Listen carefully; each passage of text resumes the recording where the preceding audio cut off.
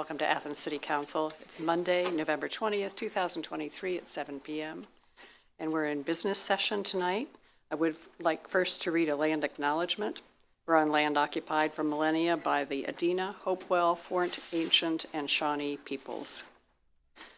And before we start our business meeting, I would like a motion to amend the agenda. As noted in the email to City Council members this afternoon, we have a document that, an ordinance that formalizes the discussion of the trash rates that went through in committee last week. So if I could have a motion to amend the agenda to add ordinance 14223. Have a second? Second. Okay, thank you. And all those in favor signify by saying aye. Aye. Thank you. Our next item of business is establishing the quorum, and all members of council are present. We'll next turn to communications, and do council members have any communications that they want to share? Councilmember Swank. President Isley, although not a communication, I think this dovetails very nicely with your land statement when we reflect on the national events of the last 36 hours. For those of us that were born in 1955, 56, 57, and 58, 1976 was a significant milestone in our lives.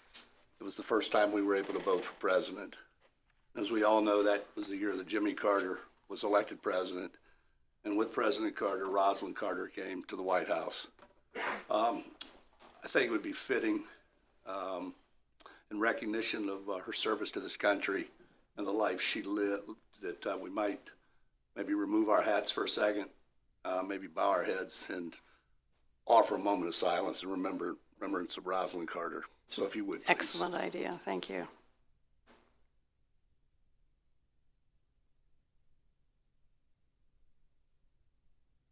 Okay, thank you. Thank you very much. Councilmember McCary. Thank you, President Isley. City council members received an email from local business owner Aaron Thomas regarding a number of issues, specifically advocating for city council to try and make decisions and introduce legislation that is as business friendly as possible. I will just read a brief excerpt. As a concerned resident, business owner, and taxpayer, I believe the restrictions and laws proposed by the current city council members make Athens, Ohio unattractive to potential businesses. If small towns like Athens continue passing such laws, it may discourage future businesses, making the city less desirable. So in addition to following up on recent discussions at council regarding vape shops, tobacco sales, and also mention of concerns over the trash contract, looking for opportunities for the city council to make decisions that are as supportive of local businesses as possible was the main summary. Thank you. Okay. Any other communications from council members? We'll move on to communications and reports from other elected officials. Director Eliason. Okay. Our auditor is not here. Mayor Patterson. I just have one item to share with council this evening. I think maybe some of you saw that this past week, being at the National League of Cities Conference, City Summit Conference in down in Atlanta, that I was successful in being appointed as the second vice president for the National League of Cities, which means that there's a pathway to becoming the president of the national organization in 2026. Congratulations. Thank you. Thank you. Okay. All right. We will move on now to ordinances. We do have several for third reading tonight. The first one being 10223. This is an ordinance amending Athens City Code Title I, General Provisions, Chapter 1.03, Code Fees Established, to include Sections 7.05.22 and 7.05.26, Parking Rates, introduced by Councilmember Reisner. I'd like to I'm sorry. I started with 102. I need to start with 99. I went right down. I'm sorry. Okay. But you'll get your chance in a moment. Okay. The first one is 9923, and this is an ordinance amending Athens City Code Title I, General Provisions, Chapter 1.03, Code Fees Established, and introduced by all members of council. And are there any comments or questions on these code fees that are being established from council members? If not, I will entertain a motion to approve. So moved. Second. Any comments or questions? Okay, thank you. All those in favor signify by saying aye. Aye. All those opposed, nay. The motion carries and the ordinance is approved.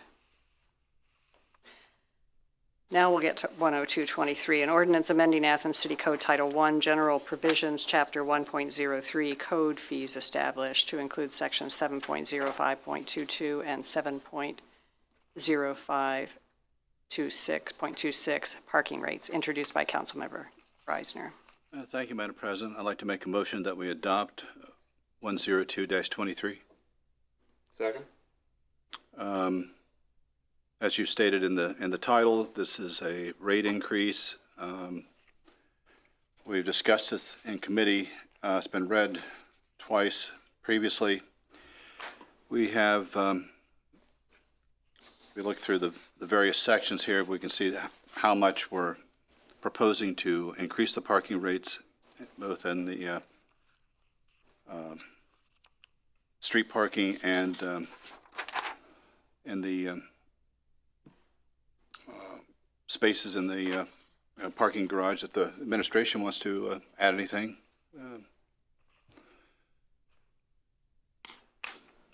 Thank you, Member Reisner.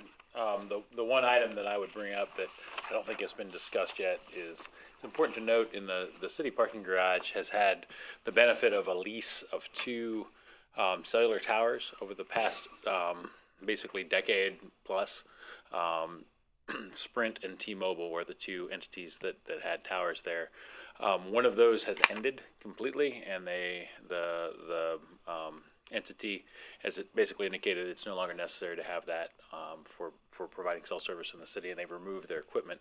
The other entity indicates that they will leave at the end of their current lease, which is about 18 months from now. And so those two leases combined provided about $60,000 in annual revenue to the parking garage fund that, you know, half of them is gone, so 30,000 of that is gone now as they've terminated their lease. And a lot of this has to do with the 5G and the small cell legislation that allows for the construction of cellular towers that are smaller in nature and that are spaced kind of around the community in a smaller configuration as opposed to singular giant towers providing coverage. And so, you know, it's kind of a natural evolution of the cellular coverage in the industry, and we're basically at the end of those terms, and those carriers have decided not to renew their leases. And so that's another reason why we believe you know that a minor rate increase is important for the garage. Thank you. Thank you. Okay. If no other comments or questions, yes, Councilmember Swank. When this first came before council back in September, October, my primary concern at that time was the effect that the rate increase would have on those who are dependent upon parking meters uptown, particularly those who work in the uptown area. In fact, I asked Councilmember Ziff about the, shall we call it the parking dance that so many of our workers have to do and all of that. And at that point in time, I was very concerned and was not really in favor of this. And now, based on the information that Director Stone just shared with us, and I appreciate that, I'm still concerned about the parking meters on the street, but not so much about the parking garage. I mentioned several weeks ago that we were going to Asheville, North Carolina, and one of the things we were going to talk with, groups we were going to talk with the people that do the artist vending on the street. But we were down there for 3 or 4 days and had an opportunity to talk with many people in restaurants and places like that. And the city of Asheville actually has a program that people in the retail and service industry can become a part of. And in looking at this ordinance in section 2B5, it says the service safety director is hereby authorized to enter into written agreements to lease multiple non-reserved parking spaces and offer an appropriate discount. However, the minimum cost per space may not be less than $100 plus any transaction fees. I don't want to hold up this legislation, although I am not in favor of the parking garage part of it. However, I do hope in the new council we can take a look at that number 5 and see if we can't possibly, working with the Uptown Business Association and representatives from the service industry, to explore the possibility of a similar program to make parking more affordable for those who we are dependent upon to make our uptown businesses run. Okay, thank you for the comments. Any other comments?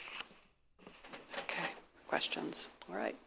All those in favor signify by saying aye. Aye. Opposed, nay. Nay. Okay, so we have 6-1. And the motion carries and the ordinance is approved.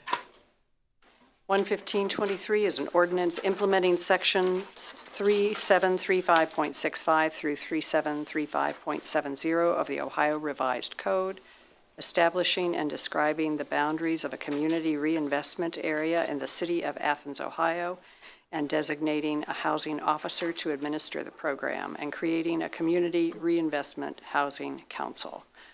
And this has been introduced in committee for discussion, and this is the next step for the community, the new community authority, to move forward with renovations of the ridges. And this creates a tax, this and the next piece of legislation create a tax incentive program for the development of those and redevelopment of some of the older places, and then development of some new buildings on the ridges. Are there any comments or questions? Oh, I would need a motion and a second first for approval. So moved. Second. Okay. And now any comments or questions? Councilmember Reisner. I'd just like to state for the record, I think this is a business-friendly piece of legislation. Thank you. Okay, thank you. Any other comments or questions? Okay. All those in favor signify by saying aye. Aye. Opposed, nay. The motion carries and the ordinance is approved.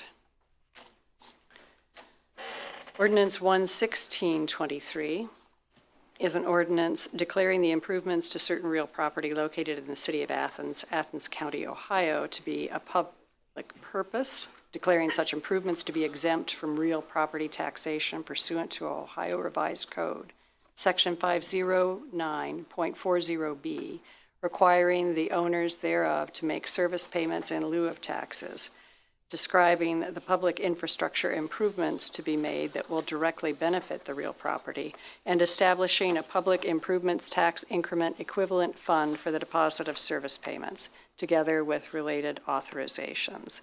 And this is introduced by all members of council. And this is what we have discussed. This will be a TIF, tax increment financing program for the Ridges redevelopment. And so the funds in lieu of taxes, payments will be made to that special fund so that the improvements can then be made, or the funds raised from that can be made for improvements directly back to that area in the Ridges. And this would be the third TIF that the city has. We have one on East State, one in University Estates, and now this, if this is approved tonight. So, motion? Yes, I'd like to make a motion that we adopt ordinance 11623. Second. Okay, thank you. And are there any comments or questions? Okay. Yes, Councilmember Grace. Just briefly, I think this is a really exciting opportunity for the city, and along with what Member Reisner said, in addition to being business friendly, this is also housing friendly and historic preservation friendly and community friendly. And I think it's a fabulous potential program and development for the city. Okay, thank you. Any other comments or questions? And I need to be adding comments or questions from council members, administration, elected officials, or our audience members. Okay. All those in favor signify by saying aye. Aye. Opposed, nay. The motion carries and the ordinance is approved. 11823 is an ordinance approving the final plat of the Homestead Court and Broadmoor University Estates Planned Unit Development, introduced by Councilmember Grace. Thank you, President Nisley. I'd like to make a motion that we approve ordinance 11823. Second. Thank you, Member Crowell. And this ordinance states, whereas on September 7th, 2023, the Athens City Planning Commission held a public hearing and unanimously recommended that the final plat of the Homestead, Court, and Broadmoor University Estates planned unit development be approved. And whereas on October 16th, 2023, the Athens City Council held a public hearing on said project, be it ordained by the Council of the City of Athens, Ohio, Section 1, the final plat of the Homestead Court and Broadmoor University Estates planned unit development attached hereto and incorporated herein by reference is hereby approved. Thank you. So we have a motion and second. Do we have Question. comments or questions? Councilmember Spielness. Yeah, hello, thank you. So I just wanted to point out, and I checked with our wonderful council clerk today about this, and I think it's important to clarify that to get the TIF, the developers must get letters from both the Disability Commission and the Affordable Housing Commission before they can, and prior to construction. So for anyone who's not totally in love with what it looks like now, if they're happy with it, it will go forward. If not, then they'll probably have to make some adaptations. But it appears as though it does fit with what the original ordinance requested. So I think that's an important clarification for everyone. Okay. Thank you. Other comments or questions? Councilmember Swank. Back on May the 3rd of 2021, council passed ordinance 4221, which Member Spellness alluded to. And it says very clearly in section 1A2,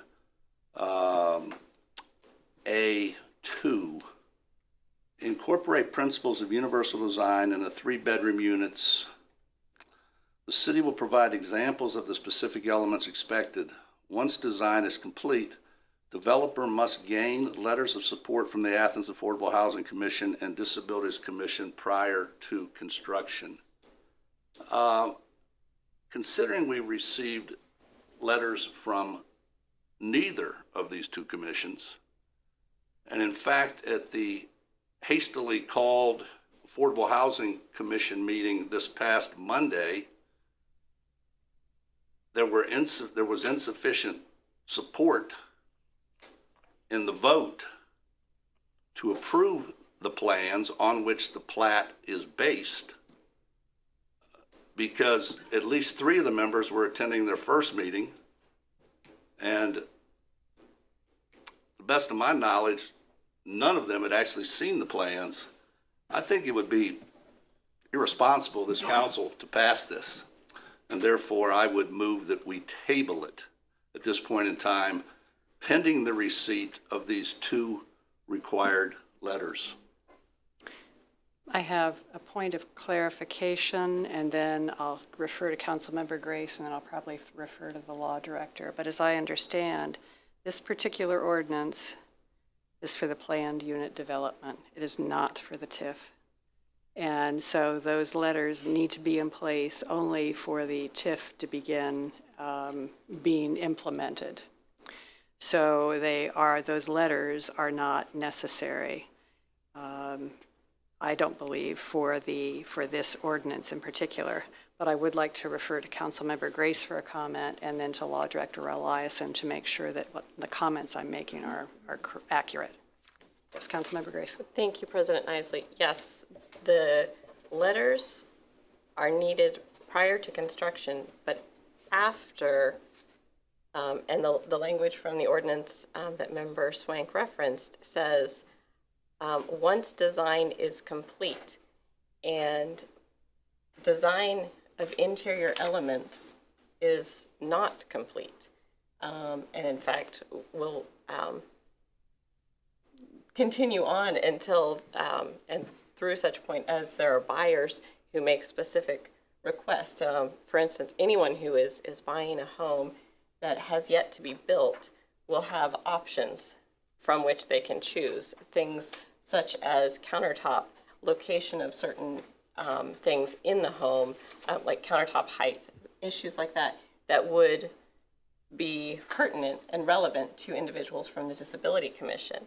And until the developers are at a point of having finalized plans that lay out those specific features and the options available, neither of the commissions should be providing letters of support because they haven't seen final plans yet, because final plans don't yet exist.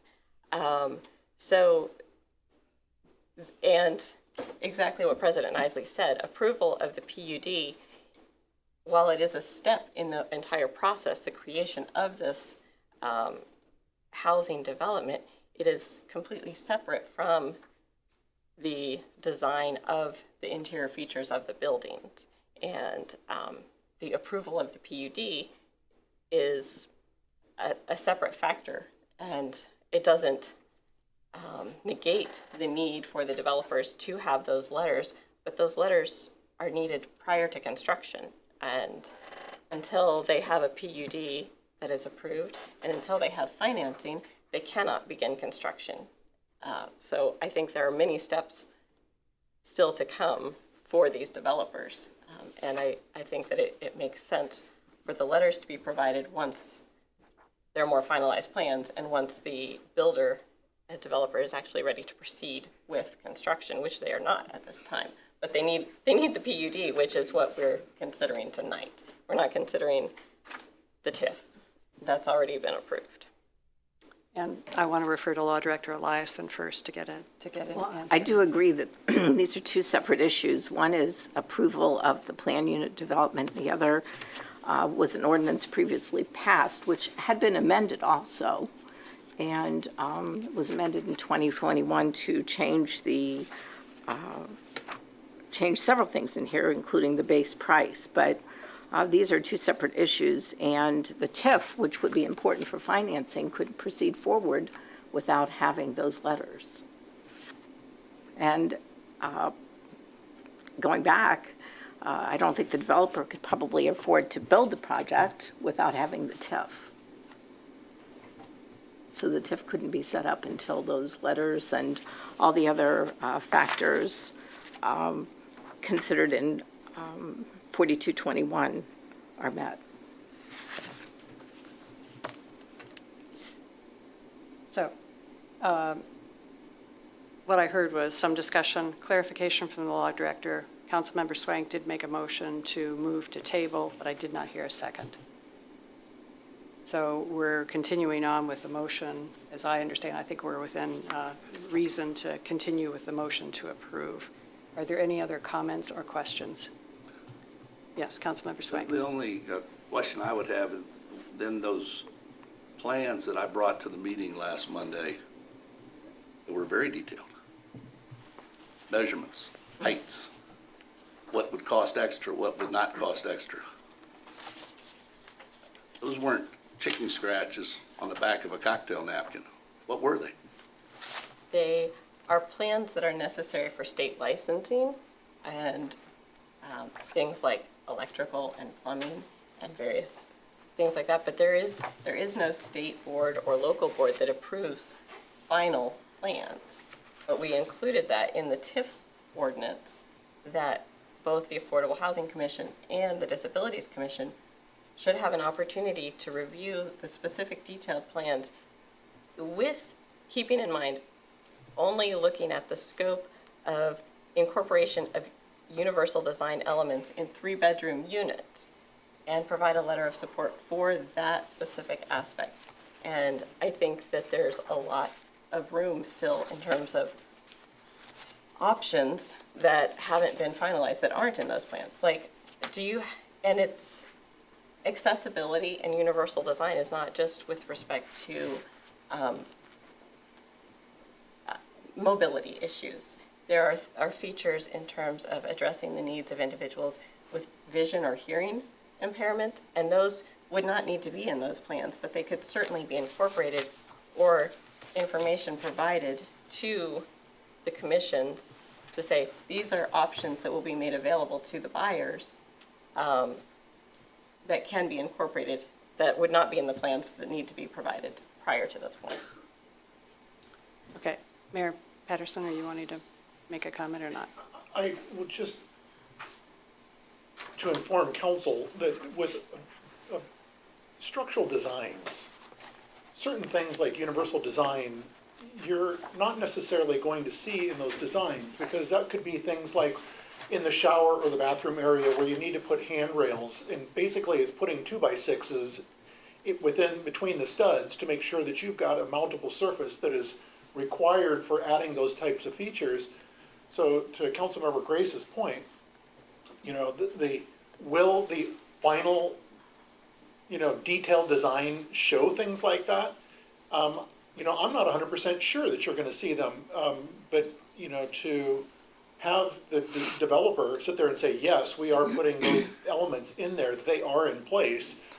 I suppose if you look carefully, you'd see those within the design itself. Oh yeah, the bathroom has in between its studs this 2x6 that is there for mounting, fixtures at a lower level, and reinforceable to have something that's going to be a safeguard for someone, in case they were to slip or fall, or a 0-degree entry for the shower or the, whatever in the bathroom.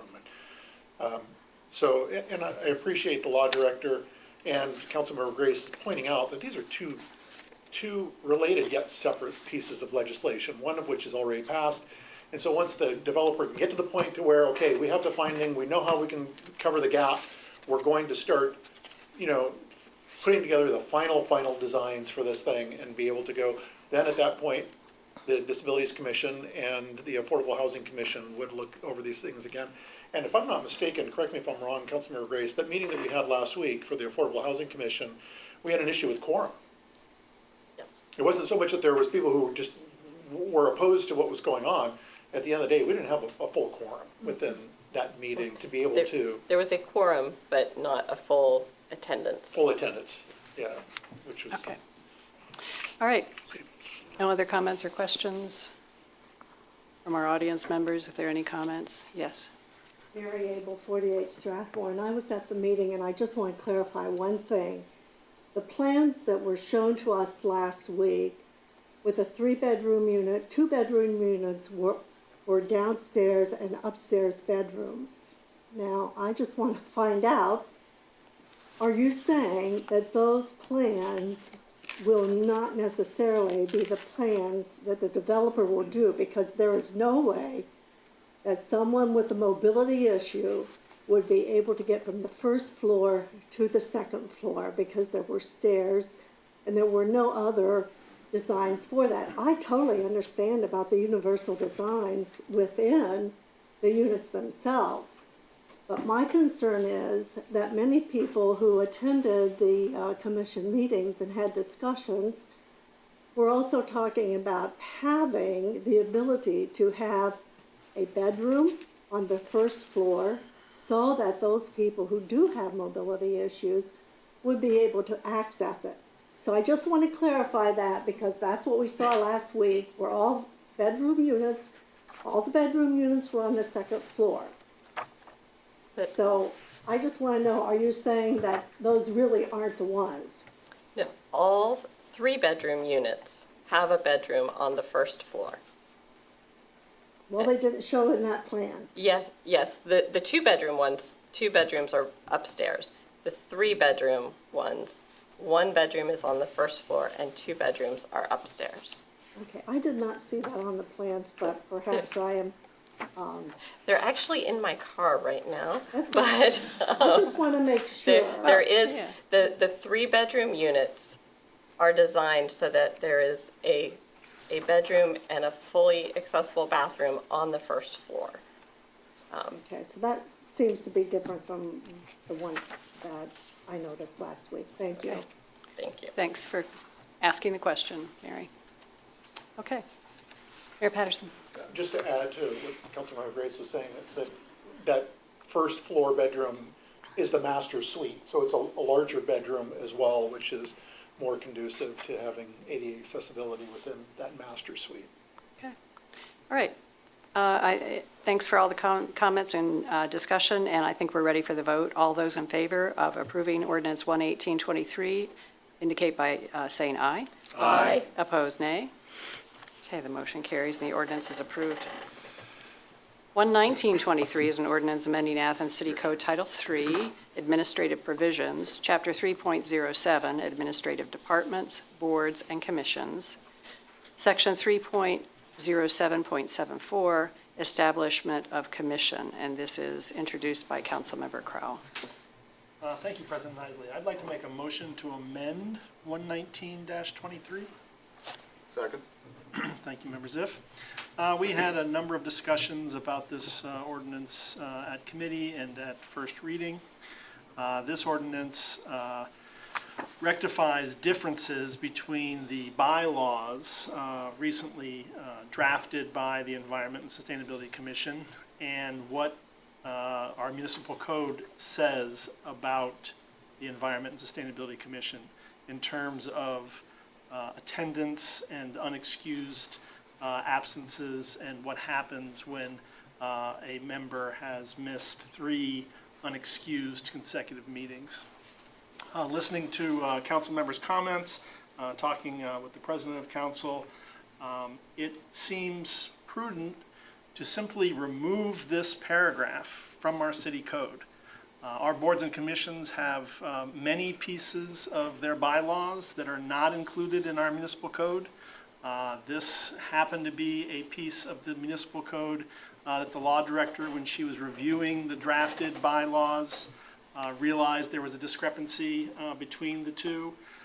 Looking at and taking into consideration comments from council members about boards and commissions being able to construct their bylaws themselves with approval of city council and with review by the law director, those should really regulate what that board or commission does. And having small pieces of those bylaws also appear in city code doesn't really make a lot of sense. So upon hearing advice from council, it is my recommendation that we amend 119-23 by removing the following paragraph. If a voting member who misses 3 unexcused consecutive meetings during the year, the commission may request the resignation of that member and petition city council to declare a vacancy. This still exists in the commission bylaws, but it would just not exist in the city code. Thank you, President Isley. Thank you. So there's a motion and second to amend. Is there any further discussion or comments? So how does this change things, just for clarification? It simply, it doesn't change the bylaws, it doesn't change the way that the Environment and Sustainability Commission runs its business or organizes its members. It simply removes it from the municipal code. Okay. All right. Any other questions? So we have a motion and second to amend. All those in favor signify by saying aye. Aye. Opposed, nay. Okay. The ordinance has been amended and read for the first time. And are you wanting to? Just Yes. a comment. Yes, okay. I just want to point out that with December rapidly approaching us, I do see a need to suspend the rules coming up probably at second reading to pass this in time for the end of the year. Thanks. That answers my question on it then. Okay. We'll move on now to Ordinance 1-2023. This is an ordinance authorizing the auditor to reduce 2023 year-end appropriations. It is introduced by Councilmember Crowell. Thank you, President Isley. I'd like to make a motion to approve 120-23. Second. Thank you, Member Reisner. I'll just quickly read Section 1. The auditor is hereby authorized to reduce the 2023 appropriations where anticipated receipts are not adequate and when combined with the carry-forward balance, not sufficient to approve the full appropriation of funds. And I will just note that this is an annual authorization that we provide the auditor to do her business. Thank you, President Isley. Okay, thank you. We have a motion and second for approval. Do we have any comments or questions? Okay. Seeing none, all those in favor signify by saying aye. Aye. Opposed, nay. The motion carries and the ordinance is approved. 121-23 is an ordinance amending the 2023 appropriation ordinance 155-22 and authorizing an interfund transfer, introduced by Councilmember Crowell. Thank you, President Isley. I'd like to make a motion to approve 121-23. Second. Thank you, Member Ziff. I'll go ahead and read the amounts being appropriated here in the transfer. $40,000 to the General Fund Police to cover year-end payroll expenses, $30,000 to the general fund fire to cover year-end payroll expenses, $51,000 to the community center fund, $271 to cover year-end payroll expenses, and $80,000 to the sewer fund to cover increased electricity generation rates at the wastewater treatment plant. There's also a transfer from the street fund 220 to our capital improvements fund 580 in the amount of $100,000 as discussed at committee and at first reading. This is to support the new bus garage on West State Street for HAPCAP. Thank you, President Isley. Thank you. And did we have the motion to approve? Yes, we did. Okay, thank you. Keeping it straight. All right, so we have a motion and second for approval. Do we have any comments or questions? All right. All those in favor signify by saying aye. Aye. Opposed, nay. The motion carries and the ordinance is approved. We have one ordinance for second reading, and that's 12523. And unless we have any motions to suspend, I'll pause briefly to see if there are any comments or questions. 12523 is an ordinance amending the 2023 appropriation ordinance 15522 and authorizing an interfund transfer introduced by Councilmember Crowell. And if no questions or comments, then we will move on to our ordinances for first reading. And the 12623 is an ordinance amending ordinance 14222, authorizing the Service Safety Director to enter into contract for construction and construction engineering of the West Union Street Improvements Project, number 322, and is introduced by Councilmember Reisner. Thank you, Madam President. Let me read portions of this. Whereas the city has received an additional $100,000 from ODOT Jobs and Commerce for said project, Section 1, Section 3 of Ordinance 142-22 is hereby amended to read as follows. Section 3, the Service Safety Director is hereby authorized to expend up to, $8,580,936 from the following funds. $25,000 from Street Rehabilitation Fund 572, Transaction Code 500. Then $8,155,936 from ODOT Small Cities Fund 589, and $400,000 from Issue 2 Funds 590, Transaction Code 500. Thank you. Okay. Do we have any comments or questions? All right. That ordinance has been read then for the first time. Our next ordinance is 12723, an ordinance amending ordinance 4823, authorizing design, construction, and construction engineering of the Dairy Lane Stagecoach Sewer as part of the city-county sewer expansion. This is project number 317 and is introduced by Councilmember McCary. Thank you, President Isley. This was discussed during our last City and Safety Services Committee meeting, and we are attempting to improve the features of this particular project that we've been hearing about for some time, project number 317. So we are increasing funds in order to support some pedestrian improvements, and I will begin with Section 1. Sections 2 and 3 of Ordinance 48-23 are hereby amended to read as follows. Section 2, the 2023 Appropriation Ordinance 155-22 is hereby amended by appropriating from the unappropriated balance the following sums: $85,000 to Street Fund 220, Transaction Class 500 for sidewalk design and construction, $1,300,000, $6,306 to Water Fund 740, Transaction Class 500 for water line construction, construction engineering, and contingency, $4,994,495 to Sewer Fund 750, Transaction Class 500 for sewer easements, construction, construction engineering, and loan fee, and increasing the total appropriations by said amounts. Section 3, the Service Safety Directors further authorized to expend up to $6,730,801 for said project as follows.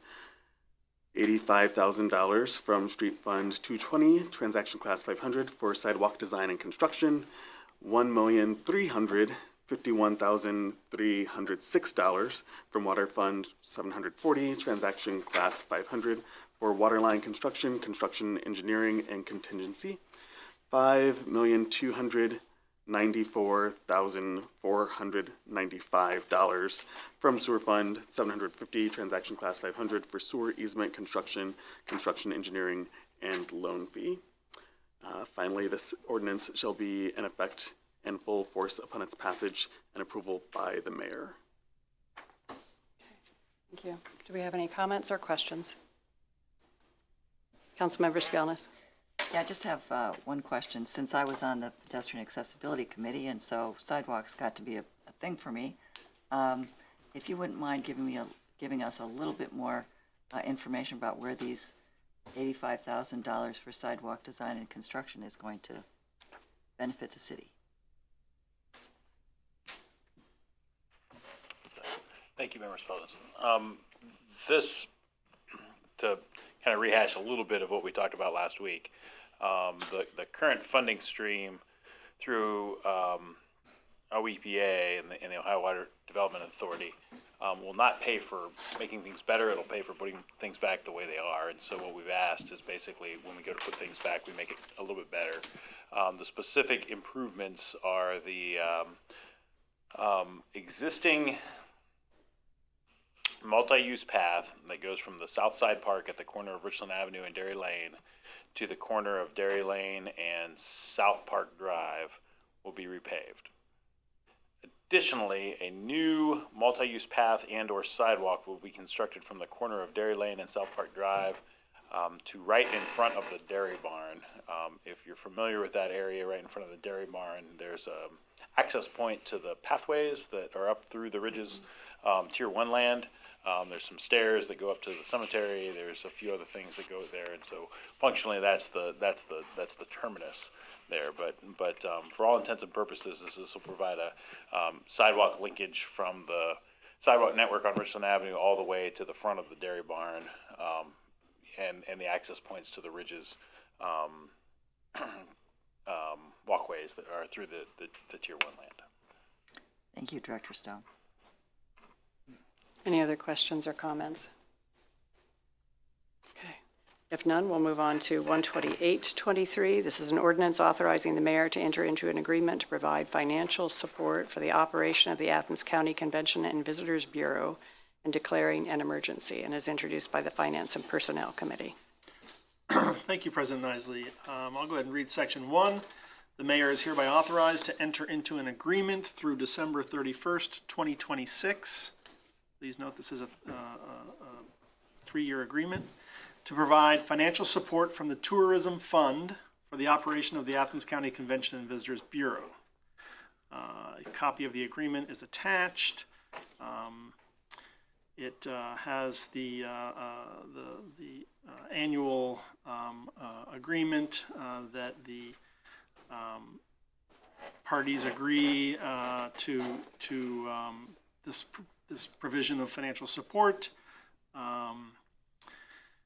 and the Visitor Bureau agrees to use the tourism monies from the city for activities that are attached in the scope of services, which has not changed.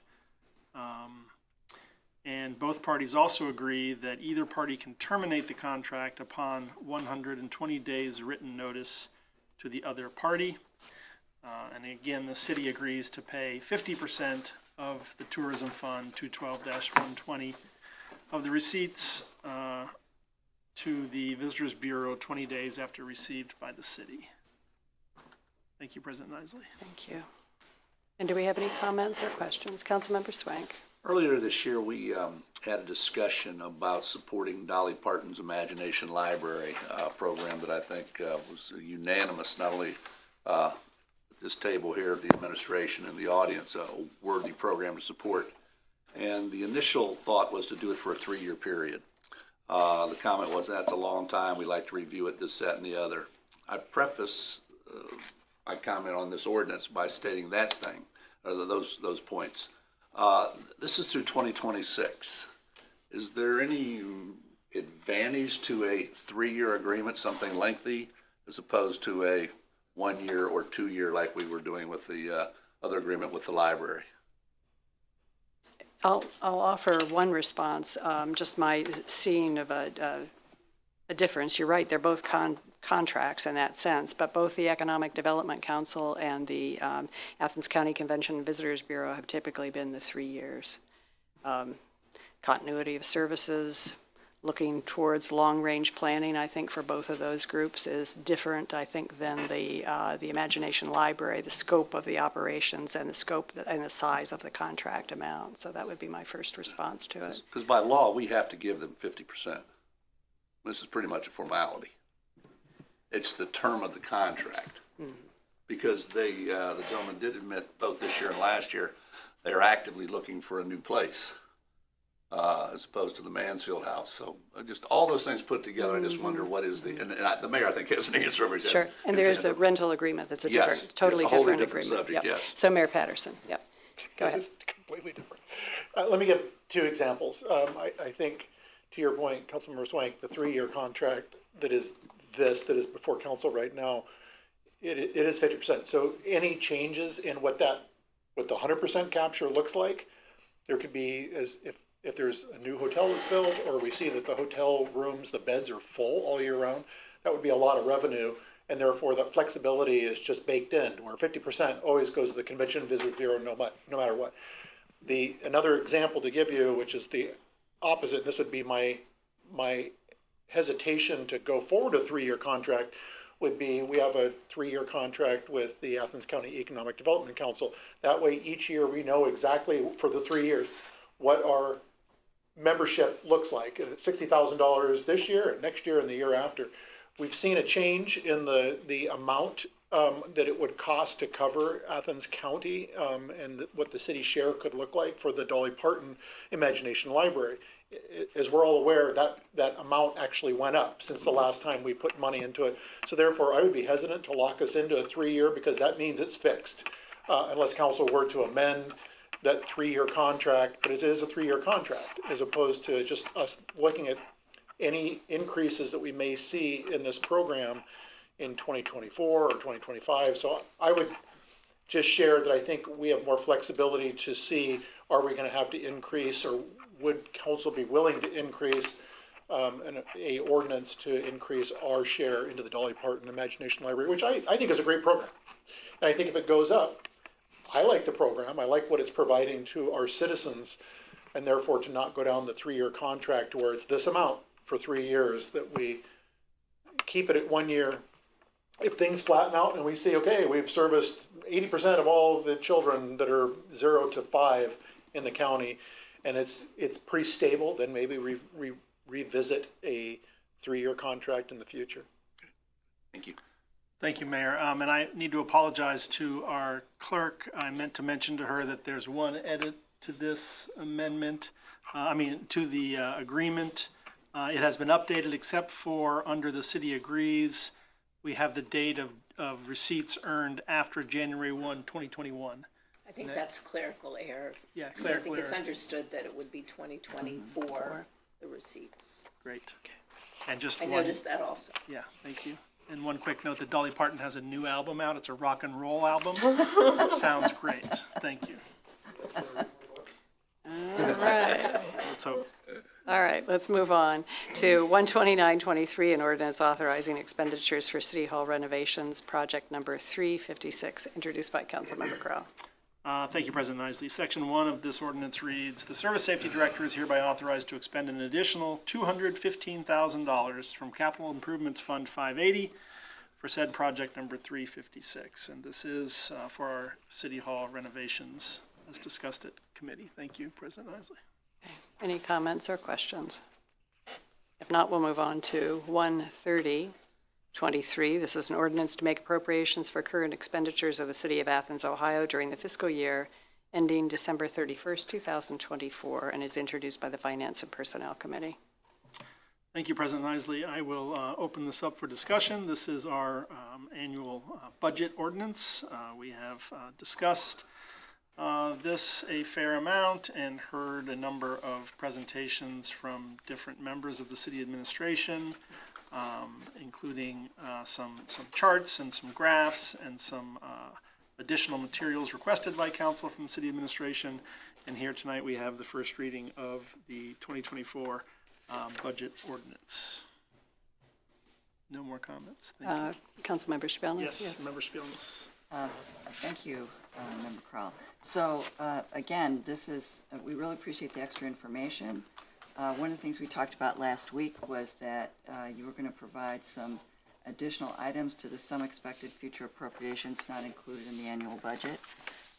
So I was wondering if you had that available yet, and like to see that. Otherwise, I think it's notable and needs to be mentioned that it's a fairly significant increase in the budget from 2023 to 2024. However, I think that because we have had to increase personnel costs, pay across the board pretty much, because in part of inflation and the stresses that has put on everybody, and certainly the city as well. So I feel as though we're in a pretty good place. It appears that there's a pretty good understanding that the revenue will move up to accommodate those changes, especially if we, given the parking increases, et cetera. So I feel pretty confident in saying that I think we're moving in the right direction, and we thank you very much. Yes. And I don't have those additional non-accounted for expenses, large expenses, but I will work on that over the next week or two in order to be able to provide I can't call it comprehensive, but a better list than what I gave you last week for those additional items. I do agree with you that there is a significant increase, particularly in the TC 100s. If you look across the spectrum, and a lot of that has to do with the proposed pay increases, both contractually through union agreements as well as ones that we've requested the council to consider, just giving cost of living allowance associated with our workforce. I would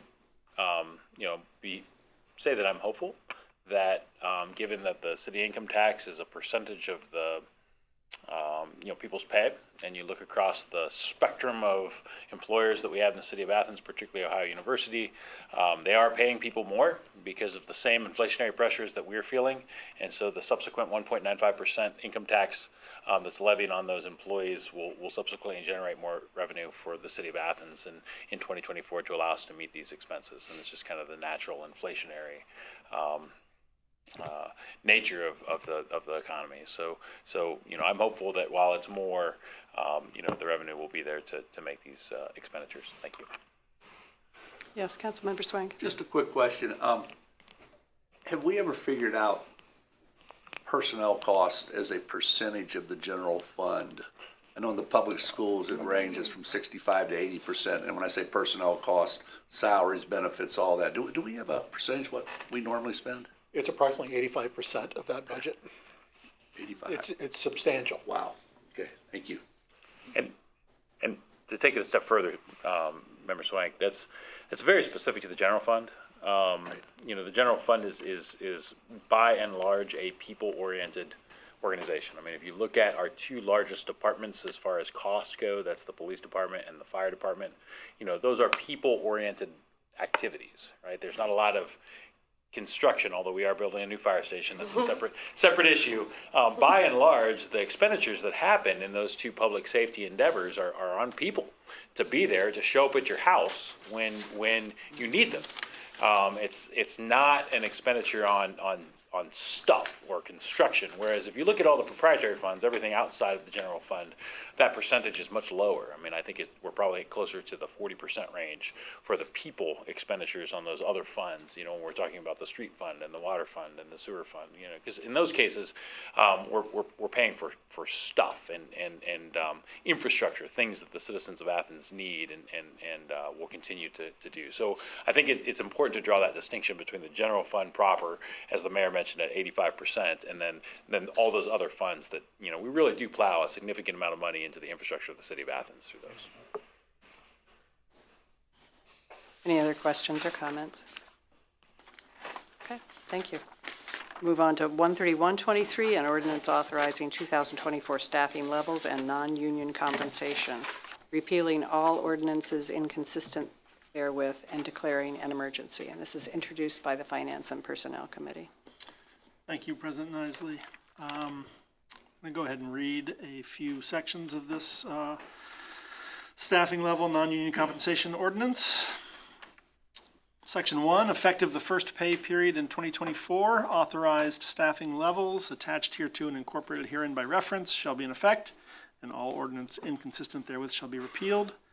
Section 2, pursuant to Ohio Revised Code 731.08, power of legislative authority as to salaries and bonds and the City of Athens non-union fringe benefits, City Council does hereby authorize a 2024 general hourly pay increase for full-time and permanent part-time non-union employees, as attached hereto and incorporated herein by reference.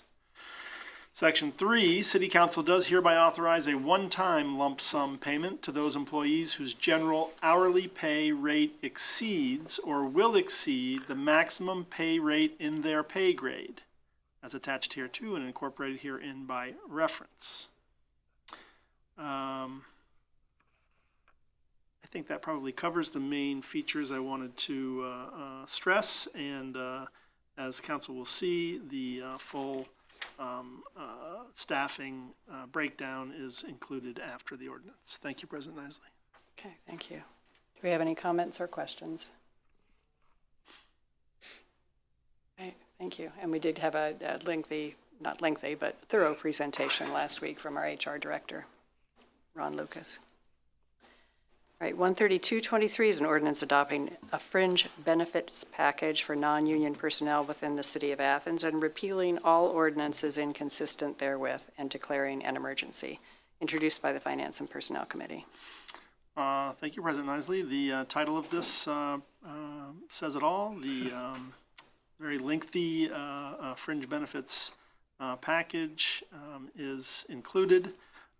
As discussed at committee and presented by Director Ron Lucas, there are a few changes, amendments to the non-union personnel salary and fringe benefit package. You can see those highlighted in Exhibit A. Outside of changing a few dates and really some definitions, adding a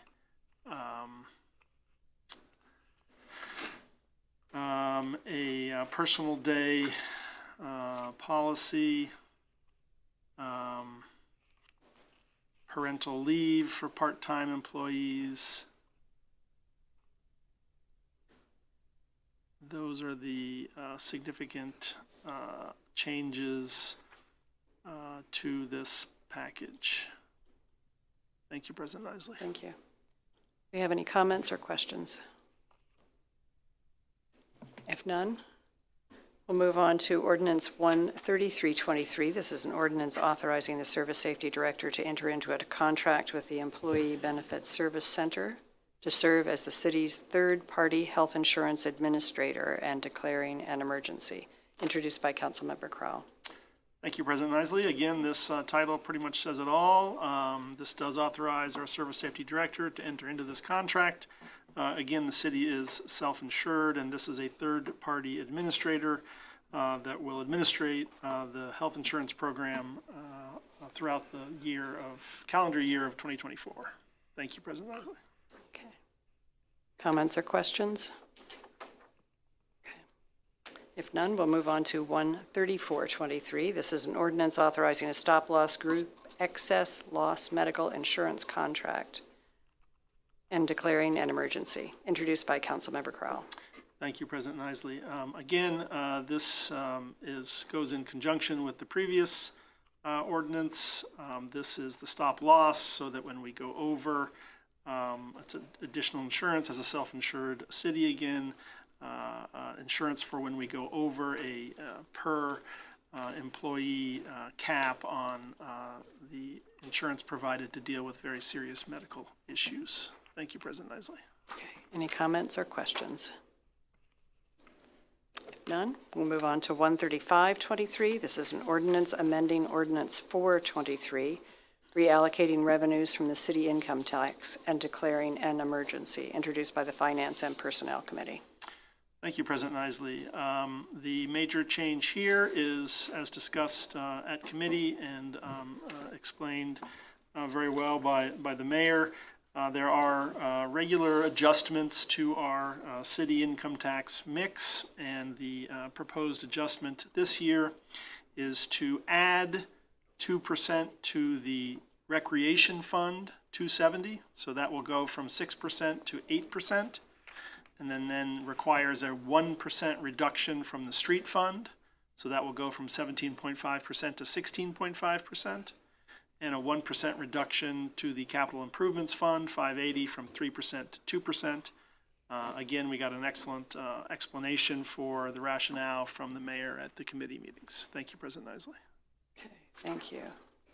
Any comments or questions on 13523? President Isley. Oh, yes, Councilmember Reisner. Yeah, I just wanted to know from the administration at the 1% decrease for streets, do you see any impact that would have for our annual repaving program? You know, not really. I mean, minimal, if anything. I mentioned this, I believe, in committee, and that being that since 2016, I believe we've done a really good job when it comes to our repaving throughout the city, most notably throughout the residential areas, which is primarily where the repaving takes place, whether it's milling and paving or even the crack seal that we do, to where we don't have a whole lot of streets in the city that have a low rating under the rating system that Service Safety Director put together way back when he was the Director of Engineering and Public Works. That system works, and we've been diligent to keep our streets, I believe, they are 4.5s or higher. The vast majority are probably in the 6 rating to 7 rating range. And then, as I mentioned to council, a complete rebuild such as Stimson Avenue would qualify that street as a 9 on that rating scale. Thank you. Any other questions or comments? Okay. We'll move on now to 13623. This is an ordinance authorizing the mayor to enter into a 1-year agreement with Sunday Creek Horizons, a consulting firm. This is introduced by Councilmember Grace. Thank you, President Isley. And this ordinance does precisely what the title states. Reading section 1, says, the mayor is hereby authorized to enter into a 1-year agreement with Sunday Creek Horizons, a consulting firm, that will include managing the single-family housing tax credit application, supporting the Stimson Avenue redevelopment, and working with the Ohio EPA to reduce the city's liability for infrastructure projects, as well as their current work supporting the At Work in Appalachia collaborative, ensuring successful completion of the Blue Dot project, and providing general advocacy for regional and state leadership opportunities for the city. A copy of said agreement and scope of services are attached here too and incorporated herein by reference. And section 2, the mayor is further authorized to expend up to $120,000 from the 2024 general fund, other administrative, for said services. And the agreement and scope of services is attached. Okay, thank you. Focus on grant funding, economic development, and the single-family tax credit. Any comments or questions? Okay. If none, oh, yes, Councilmember Ziff. Yeah, thank you, President Isley. I just wanted to say how much I've appreciated the work that Sunday Creek Horizons has done. Since we first engaged with them, we would not be where we are with the Armory now if it wasn't for them. They have been massively integral. So I know sometimes people see these numbers and they're like, you're going to pay someone this kind of money to do this? Absolutely worth it. Absolutely worth it. They've done a great job. I think they'll continue to do a great job. Thank you. Any other comments or questions?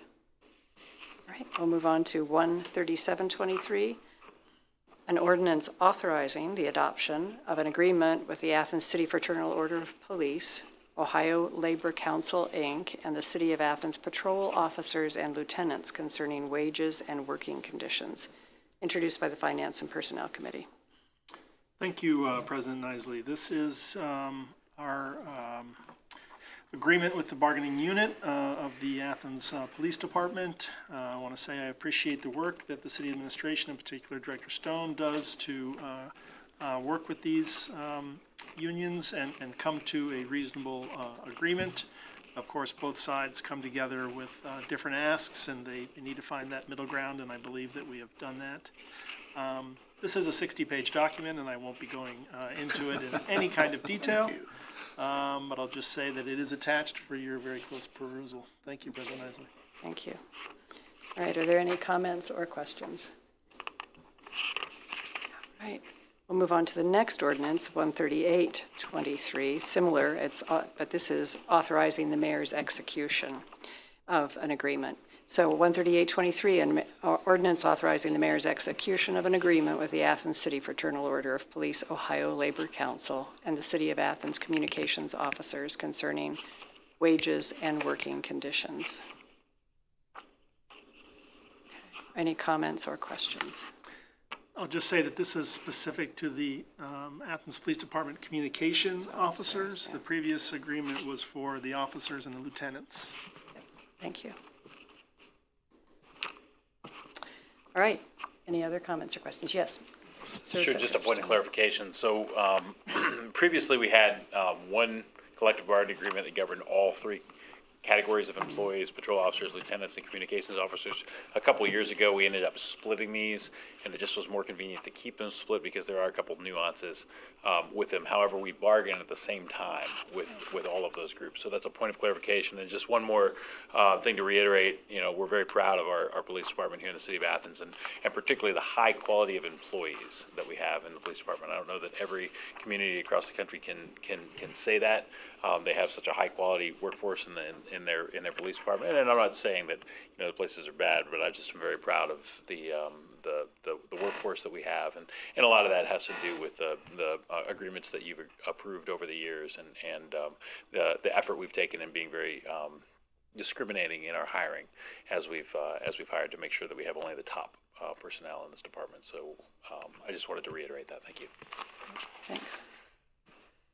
All right. 13923 is an ordinance authorizing the Service Safety Director to execute a memorandum of understanding as a sub-recipient with Ross County, serving as lead fiscal agent for the Appalachian Community Grant Program Round 2 funds and declaring an emergency. And this is introduced by Councilmember Crowell.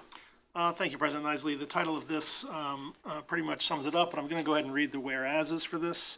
Whereas the Appalachian Community Grant Program, created by House Bill 377, provides funding opportunities to support political subdivisions, educational institutions, community improvement corporations, port authorities, and nonprofits within the 32 Appalachian counties in Ohio to undertake transformational projects related to infrastructure, workforce, and healthcare. And whereas the Appalachian Community Grant Program guidelines encourage transformational and regional projects that can be a catalyst for future development within the Appalachian region. And whereas, as a partner, the city will work with the lead applicant to determine funding plans and deploy program funds that may be awarded, in whole or in part, to the Uptown Beautification and Utility Burial Project as agreed upon with the lead applicant. Once again, Athens has taken on a role as a lead applicant in the Armory project with other communities. In this case, we are a sub-recipient and following the lead of Ross County in order to improve our Uptown district. Thank you, President Isley. Thank you. All right, any comments or questions? Yes. Add a bit. I'm sorry. I think this is important, though, for me to share. I realize we're plowing through this, but so this has come together very quickly. As I mentioned last week, the Ohio Department of Development requested this be turned in by the 23rd of November, and that's why I'm asking for you to suspend and pass this evening. This memorandum of understanding is basically for the city of Athens to function as a subrecipient under Ross County, very much like our subrecipients in round one. And all you're approving at this point is for us to basically be a partner and ask for this funding. We've identified about $6.5 million And this is a very rough estimate, necessary for, or cost associated with putting the overhead utilities underground on State Street in the cross blocks in the uptown area, and Carpenter Street in the cross blocks in the uptown area, all the way down for that one portion of Stimson Avenue that still has overhead utilities. And as well as do some streetscape work along Carpenter proper. And so, that's really the scope of this work, and that's what we're asking the state through ACG Round 2 to fund. As part of this document that you're approving, this MOU that you're approving this evening, Section F, or Attachment F, the very last portion, is a sample subrecipient agreement. And so that subrecipient agreement will also have to be approved by City Council. When it's filled in, that won't be filled in until such time that we're actually awarded. Now, we feel fairly confident that we'll be successful, at least for a portion of this funding, because Ross County as the lead applicant, Ross County recently has been identified as kind of the central point in the UNESCO World Heritage site with the Adena Mound complex in that area. And so a lot of their asks for this second round of ACG funding surrounds improvements to support the growth of our region as a UNESCO World Heritage Site. And so while Athens Uptown doesn't necessarily influence the UNESCO World Heritage Site per se, we are part of that batch. And so because we are riding the coattails of Ross County, we feel a better than even chance that we'll get funded in this. And then I'll come back to you once we flesh out the details of the amount that we get, and we'll do that Appendix F, or that Section F, that's the actual full-blown subrecipient agreement. And the application deadline, I'm sorry, you mentioned it, is? So November 23rd is when I need the MOU back to Ross County. That's why I was hoping that you could pass this evening. Yeah. The MOU, understanding that there will be a subrecipient agreement that will be separately approved, where there's just a sample of that in the document this evening. Thank you, Director Stone. I'd like to make a motion to suspend the rules for 139-23. Second. Okay. And for the reasons stated, with the application deadline fast approaching in just a few days. Okay. So we have a motion to suspend and a second. All those in favor signify by saying aye. Aye. Okay. Thank you. The rules have been suspended. Councilmember Crowell. I'd like to make a motion to adopt 139-23. Second. Okay, we have a motion and second for approval. Do we have any other questions or comments? Mayor Patterson. I just have one comment to kind of put an exclamation mark on the importance of this particular piece of legislation. If successful, we already know that the Armory we were successful in getting into round 1 implementation, and with Mount Zion Church also going through the planning, and hopefully I have a high level of confidence for that project as well to achieve round 2 funding for the redevelopment of Mount Zion Church, that this really kind of completes the whole block along that corridor, which will add to the beautification, but also highlight those 2 structures as they're on their journey to become revitalized. Okay, thank you. All right, we have the motion and second for approval. All those in favor signify by saying aye. Aye. Opposed, nay. The motion carries and the ordinance is approved. 14023 is an ordinance amending Athens City Code Title 11 Business Regulations to enact Section 11.13 Tobacco Retailer License, adding provisions requiring retailers to obtain a license for selling tobacco products, and is introduced by Councilmember Grace. Thank you, President Isley. And this legislation was discussed actually at length last week in committee. And there are a few changes in the legislation as introduced this evening as compared to the draft that we shared last week. The intent and the objectives remain the same. There are some things that have been addressed to clarify the processes for instance, should an applicant be denied a permit when they apply to the Office of Code Enforcement, then there is a very clear process for appealing that denial that is outlined. And then also, if when the health department or a code enforcement officer is conducting a compliance check, if they should witness a violation of the law, which means perhaps that a sale is made to an underage individual, then that the officer of the health department or code enforcement officer would then have the authority to issue a citation.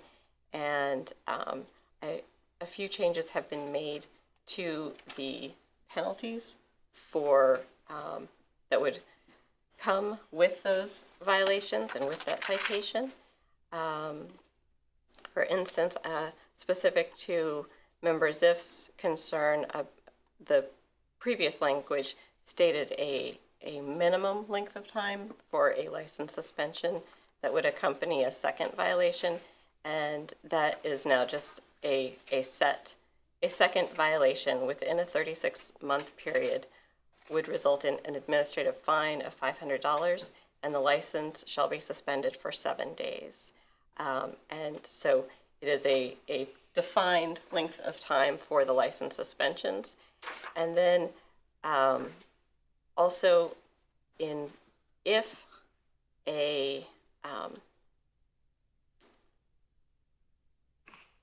in the case that a violation or citation is issued, then any person who wishes to appeal, contest that citation, the process for that is included.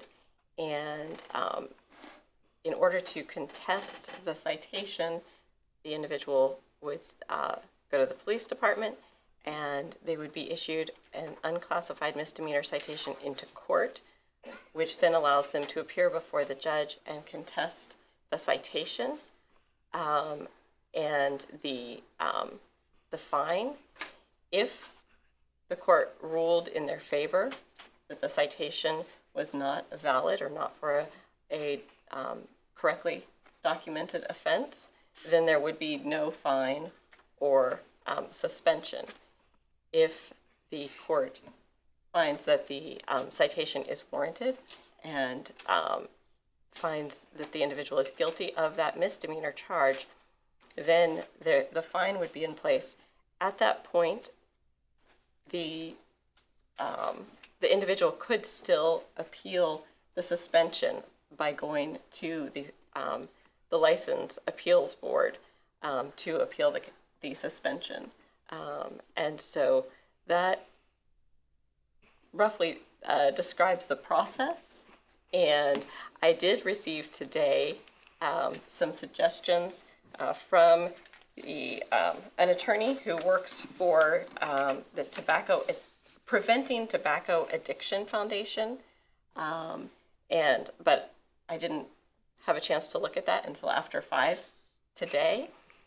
So just as when I compare the draft or the language as introduced tonight to the recommendations from that attorney, there may be some clarifying language just to make that citation and appeals process as clear as possible in our code.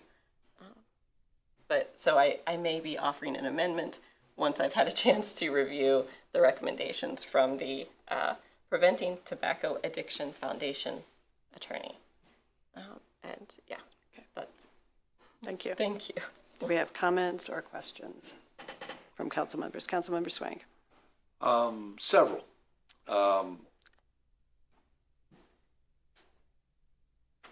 The way I read this, 11-1303, license approval, renewal, denial, and revocation.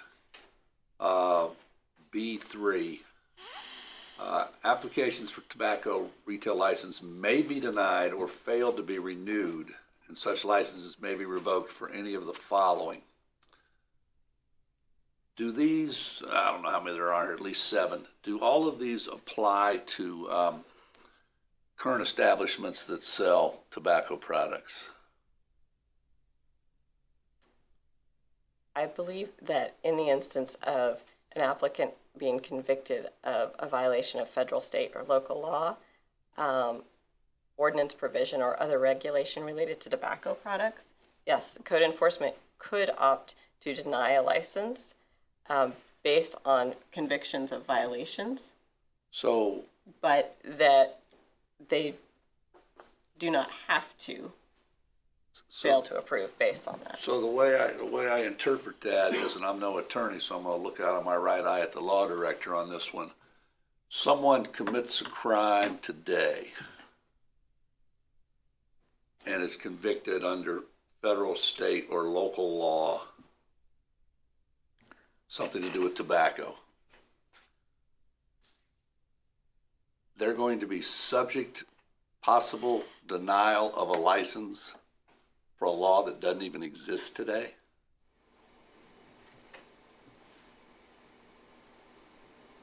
In reading this, it does say the applicant was convicted within the past 5 years. So it would be a 5-year look-back period when they're considering actually granting the license. So from Was that your intention, Member Grace? My intention is to give code enforcement and the health department the authority to review those, and if it's, and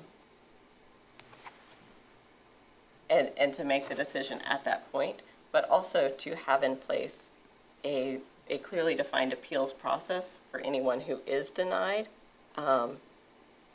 if they feel that it is unjustified, that their license application was denied. I don't think that would pass the smell test. I committed a crime 4 years ago, and 4 years and 3 weeks later, you pass a law going back. Again, I'm not an attorney, but I have a real concern about that clause. Secondly, the way I read this, and did we ever get a number of how many people or how many businesses sell tobacco products in the city? We talked about that last time, I think. Yes. Member Reisner and I had a little side bet on where that number fell. When I met with the Director of Code Enforcement to go over this and to also talk about zoning changes,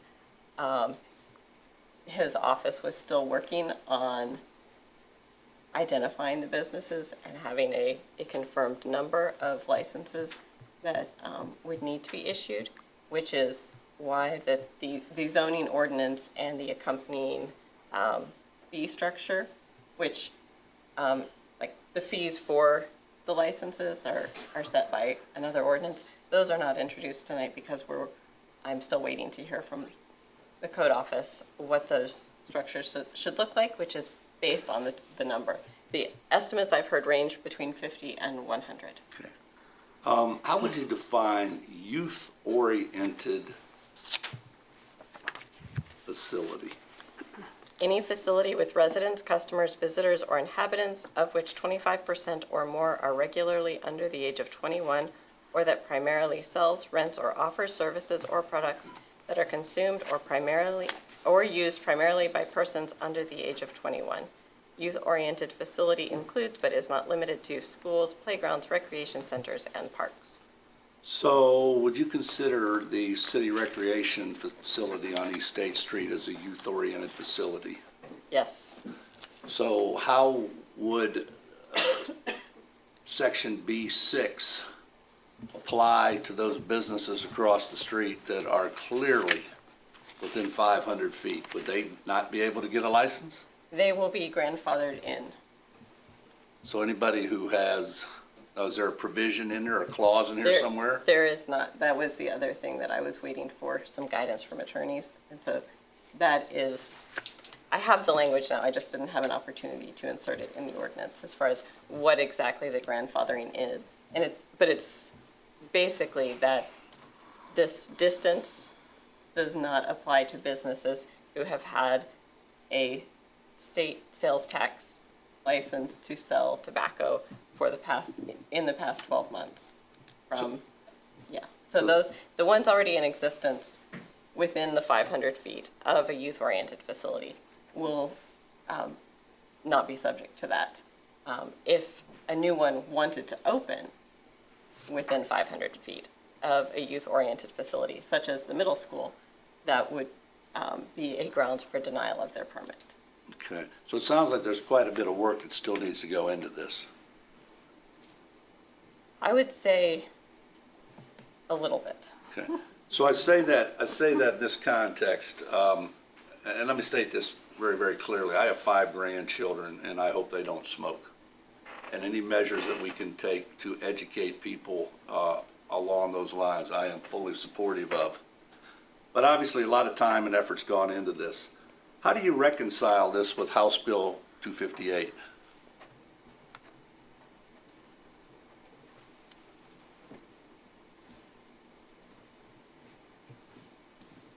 I will say I haven't tried to based on House Bill name. Member Crowell. Member Swank, can you fill me in on House Bill 258? Well, ironically, this morning when I picked up the dispatch on page B3, almost this identical bill is in committee in the Ohio House of Representatives. And I'm just wondering, and I'm not a big fan of, reinventing the wheel, but I'm just wondering if we might just ride along on that and have an ordinance and set of ordinances that is consistent with state law, because if I recall, we went through a lot of our ordinances not too long ago, bringing them into compliance and consistency with state law. From my perspective, the important thing about having the local ordinance is this grants the city the authority to license the businesses, which I've just pulled it up, the title for the House bill is increased fine for repeatedly selling tobacco products to minors. It would not grant the city the authority to license the businesses, which having that authority and then also providing the authority to our local code enforcement and health department to do the compliance checks. And the licensing process provides the revenue for the compliance checks, because you can have as many fines and penalties at the state level as they put into the law, but if there's no one locally doing checks, then nothing will happen. And the local ordinance would create a fund to allow for those compliance checks. And nationally, a criticism of Ohio's Tobacco 21 laws in general is that there is negligible enforcement. And so increasing the penalties doesn't change anything if there's no increased mechanism for enforcement. And that's what Ordinance 14223, by creating a local licensing authority, would do. I guess the last comment I would have on this goes to what Member McCary shared with us at the beginning of the meeting. If you remember, not too long ago, we were trying to address overcrowding in bars, which is perceived as a real problem, a safety and health issue. And what we're dealing with here is a public health nuisance, for lack of a better word, that I think we're trying to address in a positive way. Well, one of the things we found when we were addressing the bar situation is that there was another side to the story. And as the mayor alluded to either last meeting or the one before, lo and behold, what has happened? The bar association, the bar owners have started to talk, to figure out ways to address our concerns. And as Mr. Thomas said in that letter that Mr. McCary read, perhaps before moving ahead with this, we might take a similar path that we did with the overcrowding in the bars and engage the business community, specifically those who deal in tobacco products, to see if we can't work out something that makes sense, yet ultimately addresses what we're trying to address, and that is preventing and educating when it comes to smoking by minors. I think that creating a city licensure system, which is the recommendation of the Surgeon General and the CDC, for a way for a municipality to address underage smoking is an appropriate step. And I think that, like I said, going back to the previous comments, without a structure in place to fund compliance checks and enforcement, then then laws currently in existence statewide are not being enforced. And I think this establishes a mechanism for doing that. Thanks for the comments. I do have a comment. It'll be brief. So this foundation, Preventing Tobacco Addiction Foundation, the mayor and I spoke with Wendy Hyde, who is the director, and they have attorneys on staff. And we spoke with her several months ago about enacting this sort of ordinance. They have a model ordinance, and they provide guidance. On Friday, Member Grace and I talked with them, and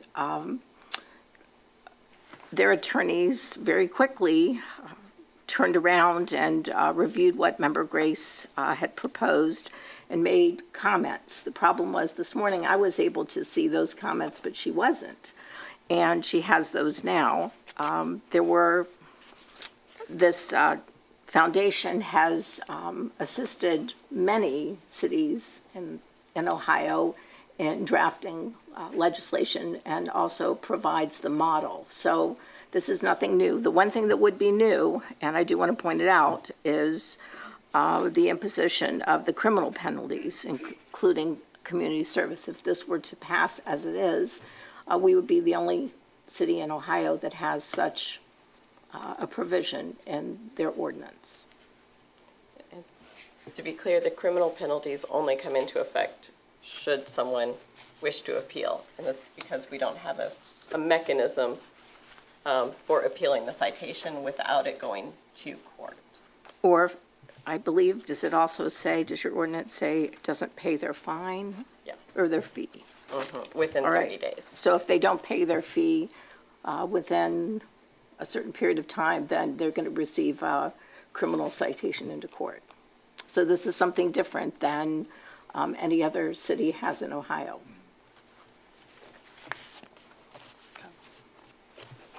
Yes. I would just like to acknowledge Councilmember Swank's comment, and I appreciate it. I really do, with what we are beginning to achieve with the bar owners, with the Tavern Owners Association. But let's be mindful that we're talking about local owners of those that uptown or anywhere drinking establishments, as opposed to trying to pull something together for the individuals or the organizations or companies, whatever, that are selling tobacco products. I dare say that it would be rather difficult to get corporate Kroger and corporate Speedway and corporate Valero to come to a table to sit and talk through the sales of, and others, corporate Kroger, like I said, Walmart, to come and speak on how we can change this. And I want to also just remind people that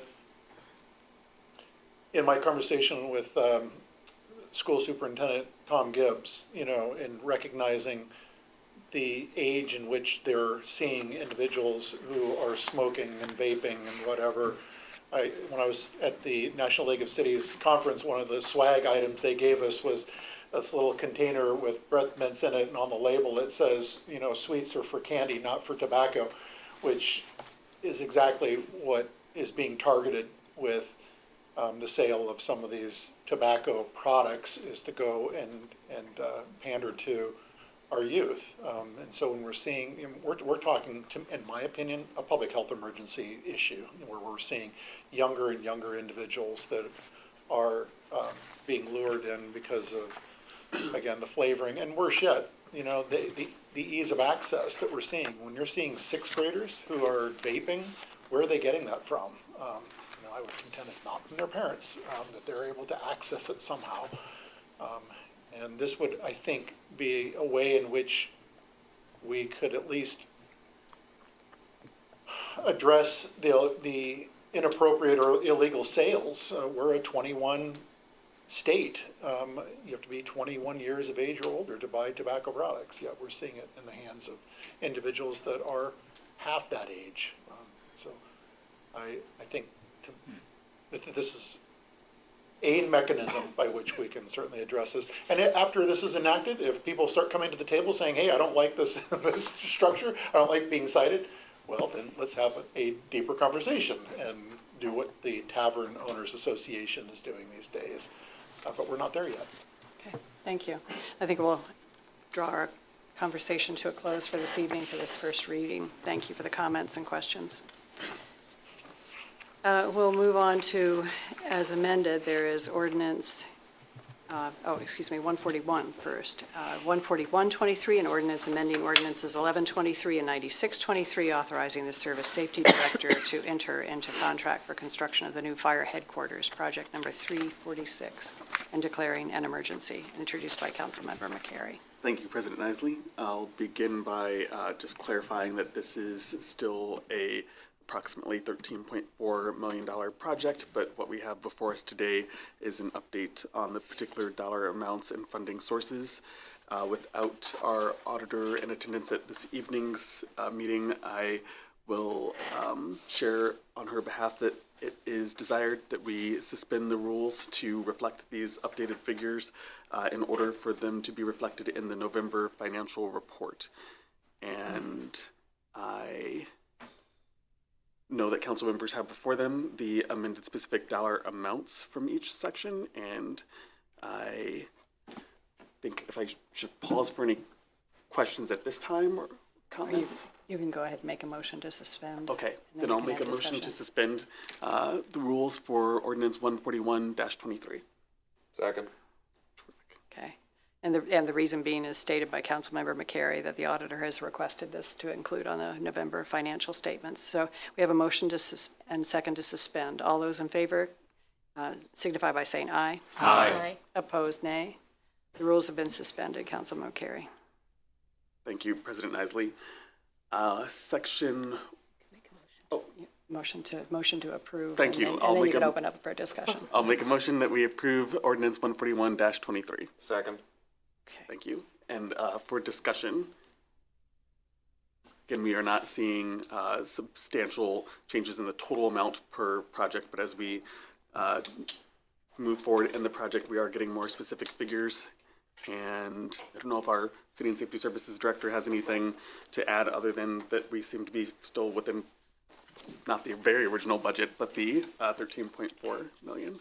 Sure thing, Member Carey. I mean, this is something that we've talked about a couple different times, is in order to get to bid, we had to appropriate money from somewhere and authorize money from somewhere. And because we hadn't done that second iteration of bond sales, we did it from the general fund.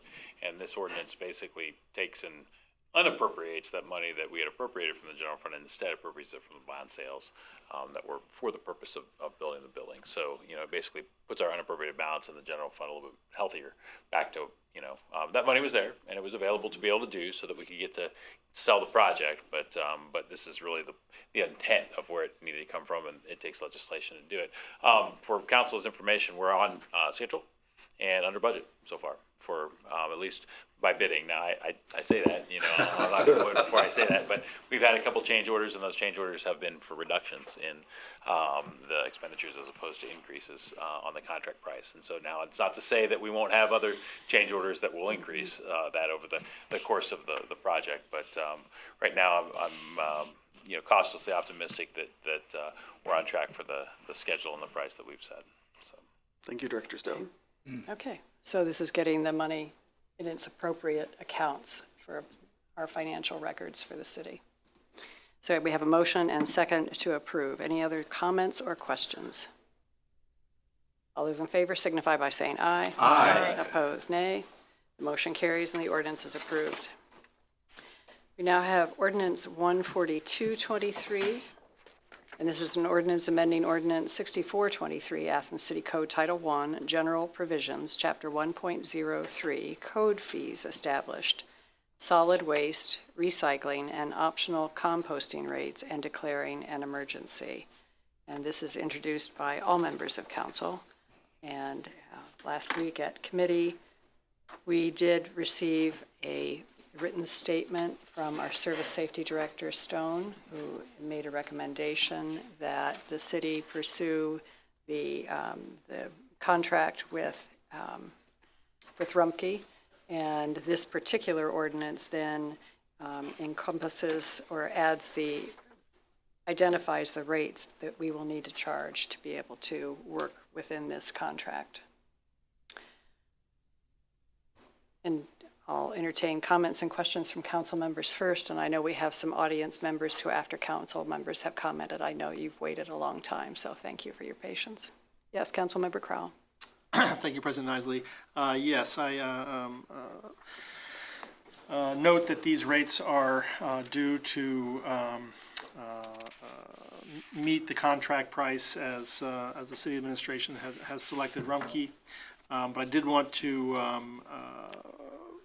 let the city administration know that I do appreciate their commitment to work with city staff and industry professionals to explore the feasibility of returning solid waste collection to be a government function, either operated completely by employees of the city or as a partnership with other communities under a council of governments. Thank you, President Isley. Thank you. Comments from other council members? Any comments from administration or other elected officials? Okay. Yes. Or President Isley, one clarification from the document that I provided last week made reference to the existing rates. There was a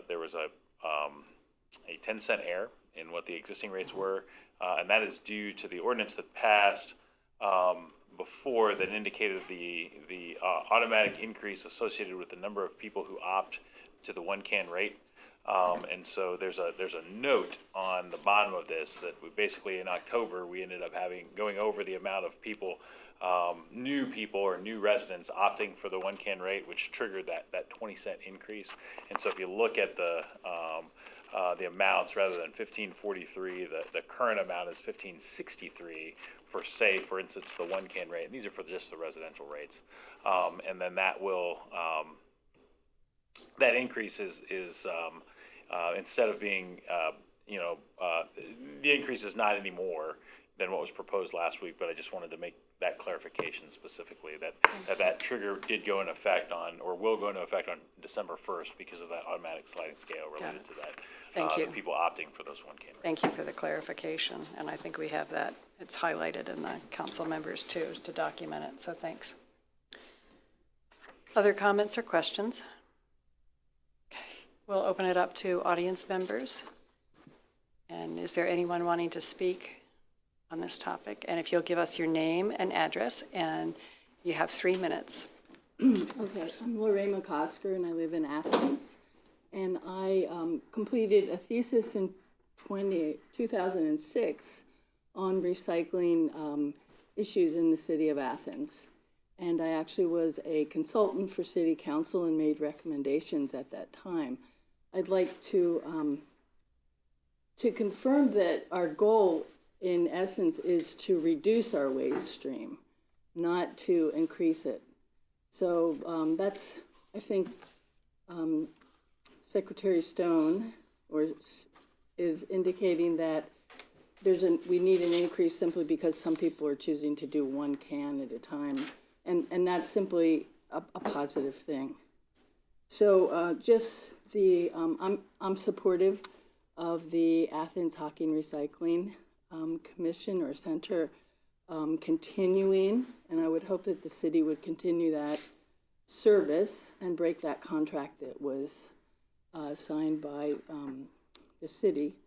And for 4 decades, they have provided recycling and solid waste care to the city. We are the oldest established recycling city in the state of Ohio.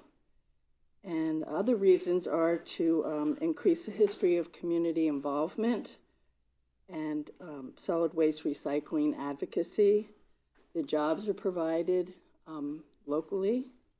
The environment is poised with the compost project that the city worked very hard to establish over a decade. And that would be killed, it's my understanding, with Rumpke.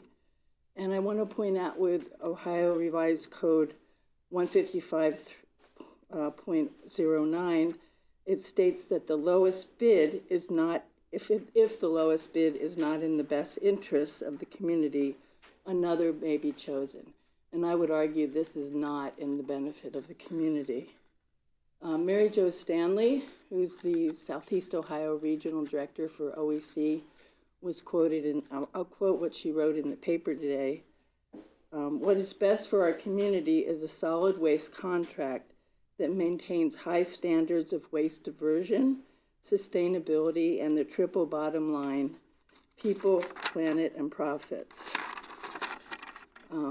It's also my understanding that Rumpke would be transporting this material to a landfill that's much farther away from Athens, thereby increasing the greenhouse gas emissions with all those trucks. And I want to remind Council about the Athens Sustainability Action Plan and the Climate Emergency Declaration, that Athens can act as a global leader through initiating an emergency climate mobilization to convert to an ecologically, socially, and economically regenerative local economy at an emergency speed. So I can't understand that an institution that is so critical to the foundation of our community can be considered by our administration, and the costs are actually going to go up, apparently. Maybe they need to address that now, but I think this community is very strongly in support of maintaining that relationship with that entity. Thank you. Thanks for making the comments.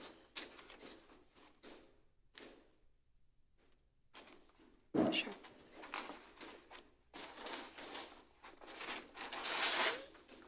Christine.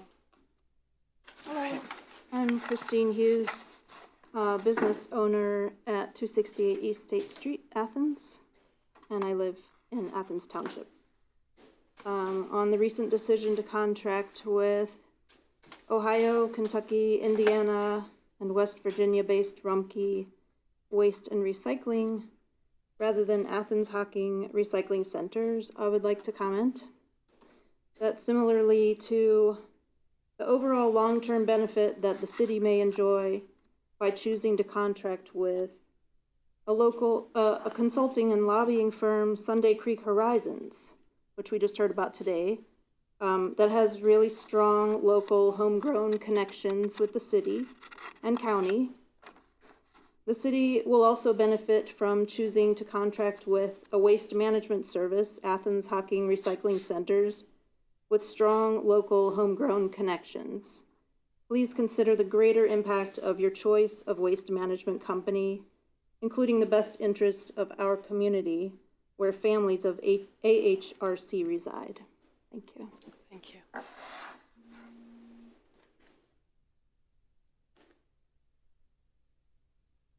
And is there anyone else wanting to make a comment? Sure. Hey, Bill Farkas, 36 Brown Avenue. I just want to basically agree with the two previous speakers that I think that the Athens Hocking Recycling Center is more in line with the values of many of the residents of our city, more so than supporting a big business like Rumpke, which is not locally based, and ultimately I don't think will provide a long-term benefit to the city, though it might be short-term benefit and cost. Thank you. Thank you. Thanks.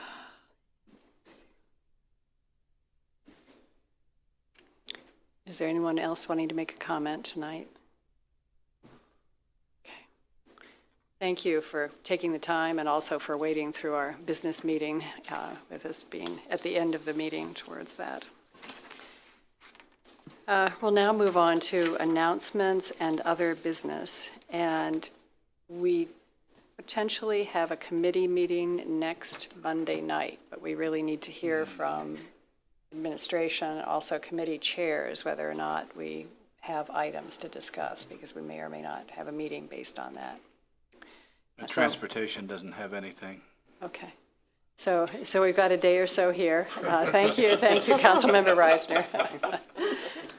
Make that clear. Okay. All right. So just let us know within the next few days. Thank you. All right. And do we have any other announcements from other council members? Mayor Patterson. I have two items for council I'd like to share. Number one, just as a reminder that Thursday being a holiday, that trash and recycling pickup will be delayed by one day. And the other thing is that I just signed the holiday schedule for next year, for 2024.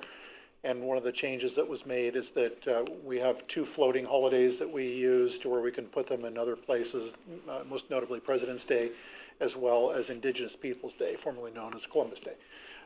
We tend to float those. President's Day next year will be floated to November 5th, which is a presidential election year. And one of the things that I would like to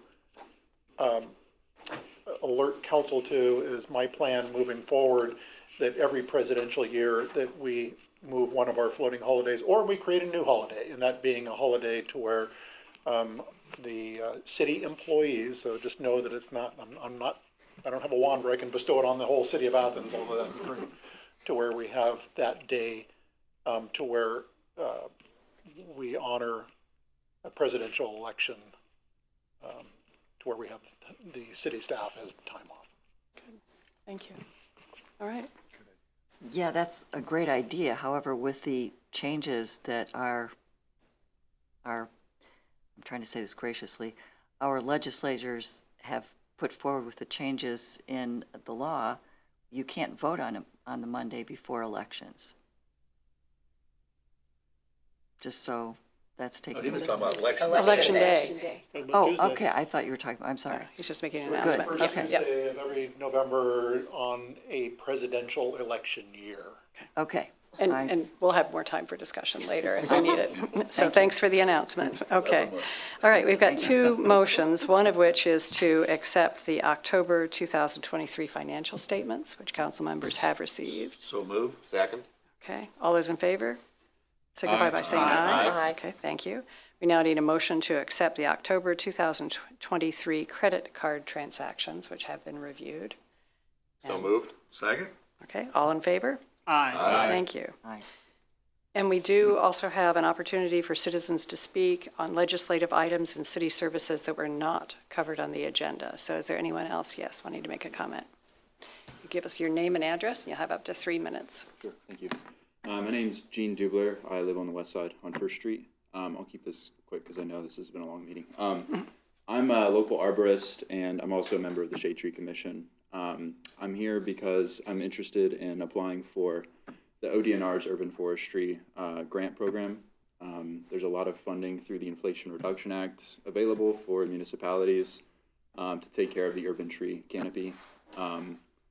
I'm working with some partners at Rural Action and the Ohio Environmental Council, Rising Appalachia, other orgs, to apply for this grant, specifically for the disadvantaged community as it's outlined in the climate justice mapping system that is west of Schaefer all the way up to the plains, which includes West State Street Park and the West Union Cemetery, which are 2 of the largest green spaces in the city. So this funding would allow us to take care of the tree population from planting all the way to mature tree pruning, soil amendment work, and essential consulting and determining which trees are still safe to be in public spaces or on streets and right-of-ways. The whole array of arboriculture practices. But I'm here today because the grant application requires a resolution from City Council authorizing application, as well as a signed statement from City Administration, so the mayor or a representative.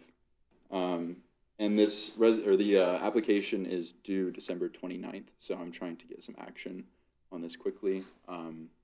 I just had my first tree commission meeting last week, and we won't be meeting again until January, so I wanted to get some movement on this as soon as possible. So I'm not sure what we need to do from here, but I just wanted to bring this up and hopefully get it on the agenda. Well, number 1, thank you for waiting this evening.